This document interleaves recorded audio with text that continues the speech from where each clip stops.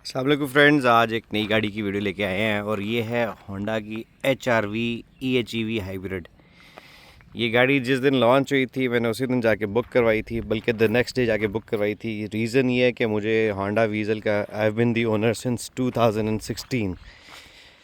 पुरानी होंडा वीज़ल में dual clutch के प्रॉब्लम आने की वजह से होंडा HR-V ने या होंडा वीज़ल ने जापान में भी इसको अपग्रेड किया with CVT technology, gear box change कर दिया। ये लोकल प्रोड्यूस्ड है जो पाकिस्तान में प्रोड्यूस हुई थी। अब इसमें और उसमें क्या फ़र्क है वो भी हम इंशाल्लाह डिस्कस करते हैं।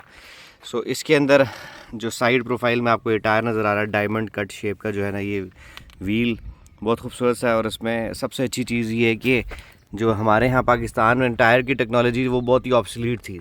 अब BG थंडर मैक्स, इसका वो लोगो मुझे नज़र नहीं आ रहा, BG, हाँ ये निसान GTR का टायर है और ये BG थंडर मैक्स के नाम से इसके अभी ये नए टायर्स आ रहे हैं जो कि बहुत अच्छे हैं और कंफर्टेबल हैं। ये एक HR-V की ओवरऑल लुक है, मज़े की चीज़ है।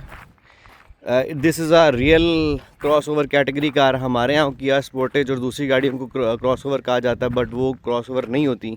170 मिलीमीटर की ग्राउंड क्लियरेंस होती है टोटल। ये एटलीस्ट 196 मिलीमीटर ग्राउंड क्लियरेंस है, तो इसकी आपको एक क्रॉस ओवर वाली प्रॉपर, मैं आपको कह रहा हूँ कि डेफिनेशन में ये मेरे हिसाब से आती है। अगर देखें तो वही LED हेडलाइट्स हैं, फ्रंट पे DRL हैं, नीचे फॉग लाइट्स LEDs दी हुई हैं। ग्रिल चेंज है, जापानी ग्रिल में जो ये सादा वर्जन होता है Z पैकेज में, और जो HEV प्ले आता है उसके अंदर यहाँ पे कलर्ड किस्म की वो आती है। ब्लू मोनोग्राम शो करता है कि ये हाइब्रिड कैटेगरी की गाड़ी है, ठीक है। और बाकी सामने रडार माउंटेड है, ये स्टैंडर्डली आता है रडार और रेन सेंसिंग वाइपर। जो चीज़ एब्सेंट है इसके अंदर, मैं देख रहा था, ब्लाइंड स्पॉट मॉनिटरिंग नहीं है, ठीक है। यहाँ पे इसके एयर बैग्स दिए गए हैं, होंडा ने माशाल्लाह एयर बैग्स की काफ़ी तादाद दी है इस गाड़ी के अंदर, ठीक है। और बाकी यहाँ पे भी जो सबसे बड़ा मसला है कि इसको ज़ोर से खींच के बंद करना पड़ता है। यहाँ पे एम्बिएंट लाइट्स नहीं है, मेरा ख्याल है इंटरनेशनल वेरिएंट में आता है या नहीं आता मुझे नहीं पता। साइड पे एयर बैग ज़रूर दिए हैं उन्होंने, ठीक है। बाकी this is a complete sensing edition जिसके अंदर आपको अडेप्टिव क्रूज़ दिया है, लेन की प्रोसेस दिया हुआ है, ठीक है। आपके यहाँ पे मल्टीमीडिया स्टीयरिंग्स, ये बड़े मज़े की चीज़ है। ऑटो पे स्टार्ट करें, पीछे जाएंगे तो ठंडा हो रहा है तो ब्लू लाइट, आगे जा रहे हैं तो रेड आ रही है लाइट्स। ये कब से स्टार्ट खड़ी है, ठीक है गाड़ी। एंड्रॉयड पैनल्स का बहुत ही सस्ता सा है, मतलब एक नॉर्मल सी चीज़ है। रिवर्स में डालेंगे इवन के कैमरा का डिस्प्ले आप देखें कितना को बेकार है। अच्छी चीज़ ये है कि इसके अंदर इन्होंने एटलीस्ट यहाँ पे वायरलेस चार्जर दिया हुआ है, ठीक है। बाकी brake hold, electronic hand brake, hill descent control और 3 ड्राइविंग मोड्स यहाँ पे इसने दिए हुए हैं, ठीक है। ये अभी मैंने हेडलाइट्स ऑन की हुई, ऑटो पे रखूँगा तो ऑटो पे खुद ब खुद ऑफ हो जाएंगी हेडलाइट्स, ठीक है। इसके अंदर अच्छी चीज़ ये है कि ऑटो हेडलाइट्स हैं। फिर आपको यहाँ पे बैठ के काफ़ी ज़्यादा अच्छा डिस्प्ले नज़र आ रहा है, ठीक है। स्पीडोमीटर्स का बहुत मज़े का है। मैंने चूँकि वो नहीं पहने, बेल्ट्स नहीं पहने हुए, तो ये ऑटो डिमिंग मिरर है। यहाँ पे जो हेडलाइट्स हैं ये भी इसकी LEDs वाली हैं, अच्छी चीज़ ये है, ठीक है। कर्टन एयर बैग्स हैं, मतलब फ्रंट पे 6 एयर बैग्स हैं, फ्रंट पे 2 ये एयर बैग्स हैं, 2 साइड पे एयर बैग है सीट पे, और 2 कर्टन एयर बैग्स दिए हुए हैं।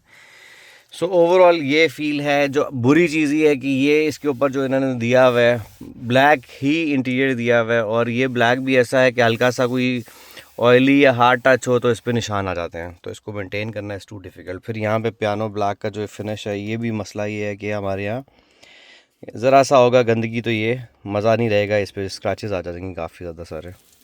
यहाँ पे वो एब्सेंट ऑफ USB पोर्ट जो इंटरनेशनल मॉडल्स में आते हैं, ठीक है। ये एक्स्ट्रा स्पेस दिया हुआ है, इसके अंदर भी इंटरनेशनल मॉडल में कोई चीज़ आती है, ठीक है। बाकी यही जो लेदर का इस्तेमाल, central arm rest, cup holders और सीट्स जो है ना, वो इन्होंने ये वाली परफोरेटेड दी हैं। और मेरे हिसाब से मतलब कोई कॉम्बिनेशन होना चाहिए था, जिसमें पुरानी वीज़ल में आता था ऑरेंज और ब्लैक स्टिचिंग की mix, fabric and leather mix होती थी सीट्स, वो मज़े की थी।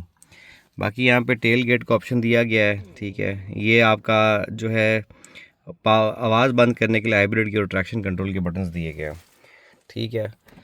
तो ये होगी गाड़ी की ओवरऑल इंटीरियर। और बैक साइड पे ये है कि हमारी अच्छी बात है कि यहाँ पे एटलीस्ट USB पोर्ट दिए हैं Type-C, और यहाँ पे एयर के वेंट्स दिए हैं। ये बहुत अच्छी चीज़ है जो एब्सेंट रहती थी गाड़ियों में, ठीक है। बाकी ऑफ कोर्स स्पीकर वगैरह भी हैं, सब कुछ है।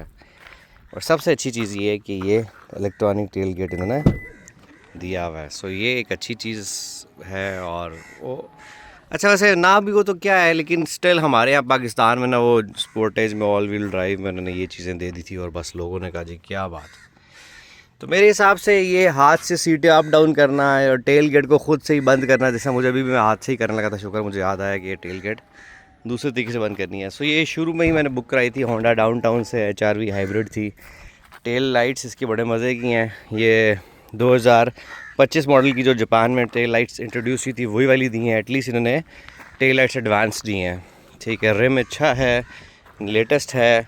और सबसे अच्छी चीज़ थी कि साइड से ना आपका ये पानी अंदर ना आए। इन्होंने साइड पे ये प्रॉपर देख रहे हैं किस तरह ये बेंड हो गई है नीचे से आके, अब कोई कीचड़ पानी अंदर नहीं है। यहाँ पे क्रोम था जो इंटरनेशनल मॉडल में आता है, इन्होंने मिस कर दिया। क्रोम की स्पेस थी जो यहाँ से मिस है, ये यहाँ तक मिस है। बाकी कंप्लीट पैकेज कार मेरे हिसाब से इसका जो इंटरनेशनल वेरिएंट है उसमें भी HEV प्ले जो एडिशन आता है उसके अंदर सनरूफ, वो भी सनरूफ नहीं है, मून रूफ होता है, तो वो भी मिस था, इसके अंदर भी मिस है। और ये कीलेस है एंट्री, यहाँ से नज़र आता है, ठीक है। ब्लाइंड स्पॉट नहीं है, छोटी छोटी चीज़ों की मिसिंग है, मतलब कीज़ जो है ना, मतलब अच्छा सबसे बड़ी बात है कि इंटरनेशनल गाड़ियों में आप दरवाजे बंद करते हैं तो बंद हो जाते हैं। अभी देखें ये बंद नहीं हुआ, क्यों जी? एयर आ जाती है। बाकी इसके अंदर बड़े मज़े की फंक्शनैलिटी है। अगर ये आप यहाँ पे रखेंगे तो एयर आपके मुंह पे आ रही होगी, ये भी नॉर्मल एयर है, ठीक है।